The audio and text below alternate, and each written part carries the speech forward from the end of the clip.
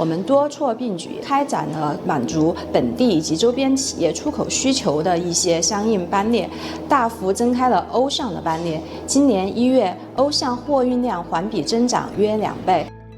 今年的订单量比去年同期的时间已经翻番了，货运的频次非常高。如果是根据我们的那个产能的话，客人是要求我们每天必须发1到2个柜子。我们的生产产能现在从春节到现在正在调整产能，